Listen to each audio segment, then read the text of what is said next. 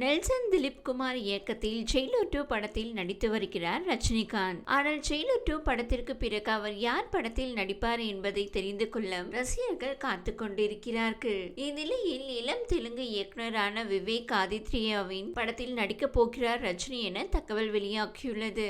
Mental மதிலோ படம் மூலம் இயக்குனரான விவேக் இதுவரை 4 படங்களை இயக்கியிருக்கிறார். 35 வயதான விவேக் ஆத்ரேயா தஞ்சையில் இன்ஜினியரிங் படித்துவிட்டு சென்னையில் இருக்கும் IBM நிறுவனத்தில் 5 ஆண்டுகள் வேலை செய்தார். கை நிறைய சம்பளம் கிடைத்த போதிலும் அவருக்குள் இருந்த கலைவெறி அதிகமாகவே வேலையை ராஜினாமா செய்துவிட்டும் தன் சொந்த மாநிலமான ஆந்திராவுக்கு திரும்பி சென்று சினிமாவில் வேலையை செய்ய துவங்கினார். தெலுங்கு திரையுலகில் விவேக் ஆதித்யாவுக்கு நல்ல பெயர் இருக்கிறது. டோலிவுட்டில் நல்ல பெயர் எடுத்திருக்கும் விவேக் ரஜினி படத்தை இயக்கும் வாய்ப்பு கிடைத்திருக்கிறது என கூறப்படுகிறது.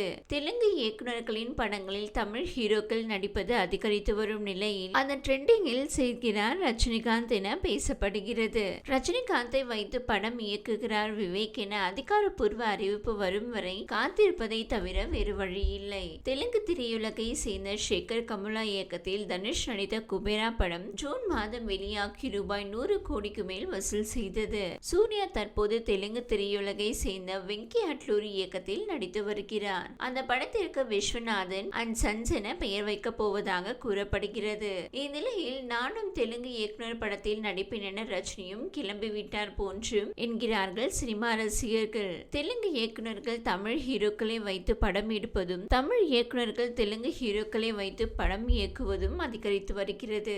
ரஜினியை சந்தித்து கதை சொல்லியிருக்கிறார் H வினோத் என அண்மையில் செய்திகள் வெளியாகின.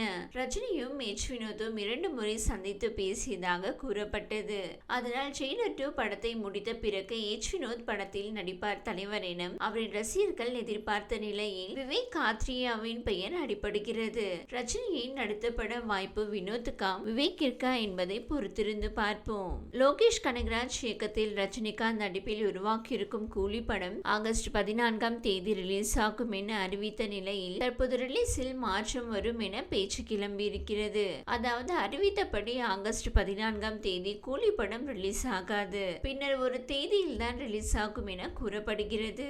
இருந்தாலும் கூலி படத்தை தயாரித்திருக்கும் சன் பிக்சர்ஸ் நிறுவனம் சொல்லுவரை அந்த தகவலை நம்ப முடியாது. இந்த வீடியோ உங்களுக்கு பிடித்திருந்தால் லைக் செய்யுங்க.